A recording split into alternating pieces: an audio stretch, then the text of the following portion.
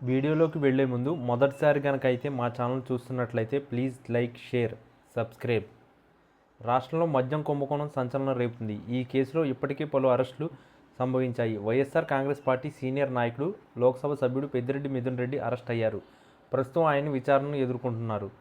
మాజీ MLA Chevireddy Bhaskar Reddy, Kasireddy Rajasekhara Reddy, Sajjala Sridhar Reddy, Buneti Chanakya, Chevireddy Bhaskar Reddy, Cherukuri Venkatesh Naidu, Balaji Yadav, Naveen Krishna police కస్టడీలో ఉన్నారు.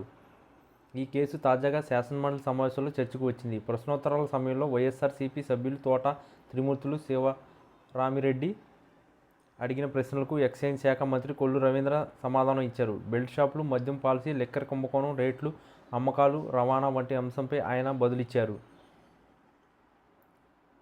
గత వైఎస్ఆర్సీపీ ప్రభుత్వ హయాంలో మద్యం కుంభకోణం చోటు చేసుకుందని కొల్లు రవీంద్ర అన్నారు. నాసిరకం మద్యం సరఫరా చేసి ప్రజల ఆరోగ్యాన్ని దెబ్బతీశారని ఆరోపించారు. మద్యం విషయంలో అంతా మంచి జరిగిందని వైఎస్ఆర్సీపీ చెప్పుకోవడం సిగ్గుచేటు అని ఆయన ఎదురుదాడి దిగారు. మద్యం కుంభకోణంపై ప్రత్యేక దర్యాప్తు బృందం విచారణ కొనసాగుతుందని, త్వరలో అన్ని విషయాలు వెలుగులోకి వస్తాయని అన్నారు. మద్యం దుకాణదారులు తప్పు చేస్తే వారిపై భారీగా జరిమానా విధించేలా పాలసీ రూపొందించి అమలు చేస్తామని కొల్లు రవీంద్ర అన్నారు. రెండవసారి తప్పు చేస్తే లైసెన్స్ సస్పెండ్ చేస్తామని పేర్కొన్నారు. నాసిరకం మద్యం విక్రయించినా, ప్రభుత్వ ఆదాయానికి గండి కొట్టేలా వివరించిన చర్యలు తప్పని హెచ్చరించారు. మద్యం సరఫరా పర్యవేక్షణకు పటిష్ట వ్యవస్థను ఏర్పాటు చేస్తామని, అత్యంత పారదర్శకంగా లిక్కర్ పాలసీని అమలు చేస్తామని కొల్లు రవీంద్ర చెప్పారు. తమ ప్రభుత్వం అమలు చేసే మద్యం పాలసీని పక్క రాష్ట్రాలు సైతం అధ్యయనం చేయడానికి ముందుకొస్తున్నాయని ఆయన పేర్కొన్నారు.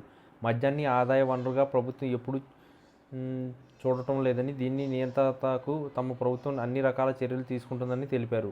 నాసిరకం మద్యం అమ్మిన వారిపై కేసులు నమోదు చేసి కఠిన చర్యలు తీసుకుంటామని అన్నారు. రాష్ట్రంలో మద్యం వల్ల మరణాలు నమోదు కాలేదని ఓ ప్రశ్నకు కొల్లు రవీంద్ర బదులిచ్చారు.